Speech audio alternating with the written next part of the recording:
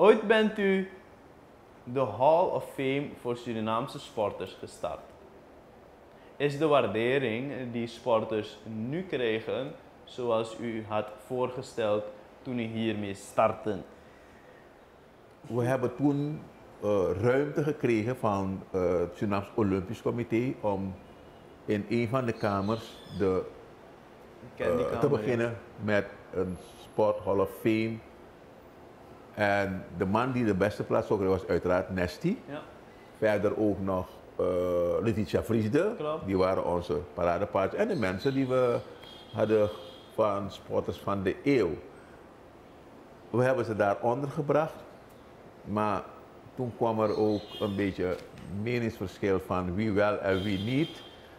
Kortom, ik ben tot op dit moment niet tevreden over de manier hoe wij omgaan met onze sporters.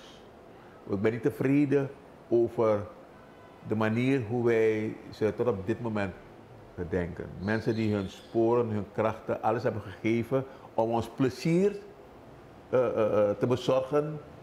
We laten alles, let's go, let's go.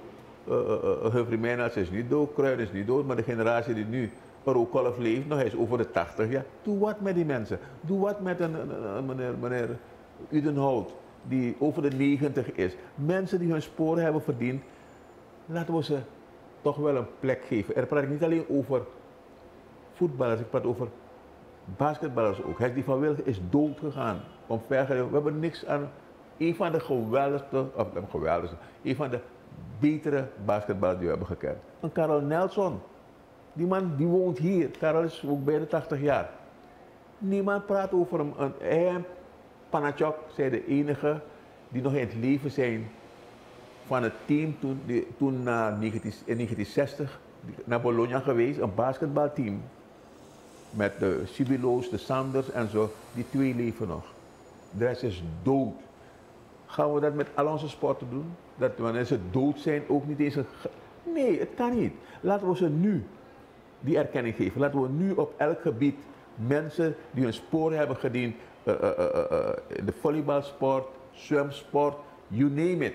Laten we die mensen toch wel een plek geven.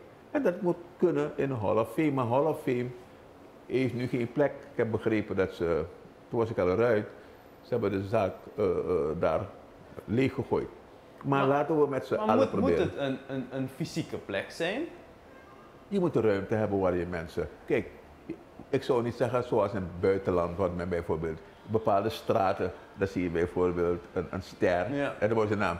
Met deze straten die we hier hebben. Met Bejiara. Ik heb oom Wil Axwijk, die een centrum naar hem genoemd is.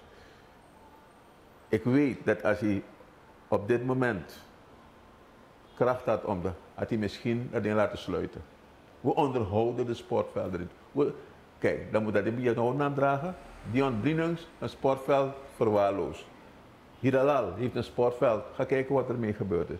En zo kan ik noemen een aantal faciliteiten, een aantal personen waarvan ik zeg van, is dit de manier hoe wij mensen waarderen? Nee, laten we het beter doen. Ik ben blij dat Kuno Hoen toch iets heeft achtergelaten, dat we iets kunnen lezen. Maar zo gaat het niet. En we hebben geleerd, afgelopen 45 jaar, we hebben zoveel dingen meegemaakt. Laten we proberen onze geschiedenis echt vast te leggen en die mensen die grani te geven. Ik ben ook blij met een Borger Breveld. Dat je steeds naar hem kan gaan voor beelden van toen. Toch? Henk van Vliet. Nee, we moeten het anders gaan doen. Ik denk dat dit een keerpunt is. Dat we moeten zien van... Laten we onze sporters, en niet alleen sporten op elk gebied, mensen anders gaan waarderen.